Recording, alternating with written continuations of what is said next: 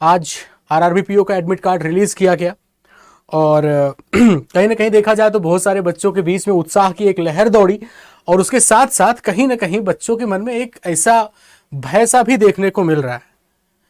अभी मैंने कल ही एक आपको एग्जाम्पल दिया था कि हमारे साथ में ही मतलब हमारे सामने कुछ बच्चे आए, मतलब हमारे साथ के ही थे और उनका ये कहना था कि सर कुछ ऐसा मंत्र लास्ट मोमेंट पे दे दीजिए ना कि न्यूमेरिकल मेरा हो जाए, मतलब है ना, हाँ, न्यूमेरिकल एबिलिटी, क्वांटिटेटिव एप्टीट्यूड ये मेरा कंप्लीट हो जाए। तो ये जो भय की लहर दौड़ रही है, निश्चित तौर पे आप सभी को पता है कि अगर आपने शिद्दत से मेहनत की है, अगर आपने कसक के मेहनत की है, शिद्दत से मेहनत की है मेरे दोस्तों, तो कहीं ना कहीं भय अगर आ रहा है तो आप सभी को हमारे राष्ट्र कवि रामधारी सिंह दिनकर जी की वो पंक्तियां याद करने की जरूरत है जो मैंने कुछ दिन पहले बोली थी कि विपत्ति तो जीवन का कहीं ना कहीं एक पार्ट है। जीवन के हर मोड़ पे ये सिर्फ परीक्षा मात्र की बात नहीं कर रहे हैं। जीवन लंबा है और आपने इसके पहले भी एग्जाम मतलब कंपटीशन लेवल पे तो अभी आ पाए हैं, इसके कुछ दिन पहले अगर जाएं तो आप ये देखेंगे कि विपत्ति तो उस टाइम भी आपको लगती थी, कॉलेज में भी विपत्ति लगती थी ना, जब मतलब ऐसा होगा हाँ छोड़ के भाग गया कोई, वो भी विपत्ति ही थी।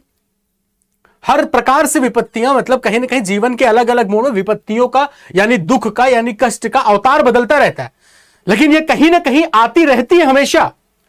लेकिन ये बात हमेशा ध्यान रखिएगा कि राष्ट्र कवि जी कह के चले गए इस बात को कि सच है विपत्ति जब आती है कायर को ही दहलाती है। सच है विपत्ति जब आती है कायर मात्र को ही दहलाती है, शूरमा नहीं विचलित होते। मेरे दोस्तों, अगर आपको लगता है कि आपने कसक के मेहनत की है ना, तो आपको विचलित होने की जरूरत नहीं है, क्योंकि आप शूरमा है, वीर हैं। शूरमा नहीं विचलित होते, क्षण एक नहीं धीरज खोते। और असल मायनों में जो लाइन लिखी गई वो अब है कि खम ठोक ठेलता है जब नर पर्वत के जाते पांव उखड़। खम ठोक ठेलता है जब नर मतलब क्या हुआ कि जब पूरी ताकत से अगर आदमी प्रहार करने पे आ जाता है ना तो पर्वत के जाते पांव उखड़।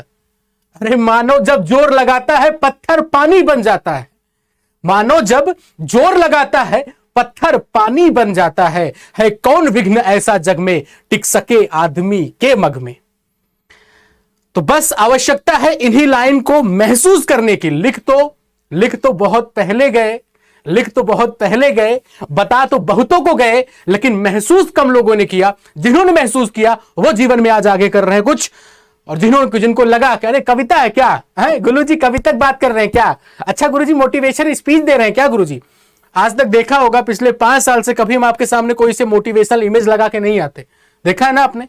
जब कभी महसूस होता है कि बच्चों को जिस चीज की आवश्यकता है तो जो दिमाग में आता है वही आपके सामने बोलते हैं। तो मुझे लगता है कि आरआरबी पीओ, आरआरबी क्लर्क दोनों का एडमिट कार्ड आपके सामने आ चुका है और अब आवश्यकता है इसी तर्ज पे, इसी तरीके से आप सबको परफॉर्म करने की मेरे दोस्तों।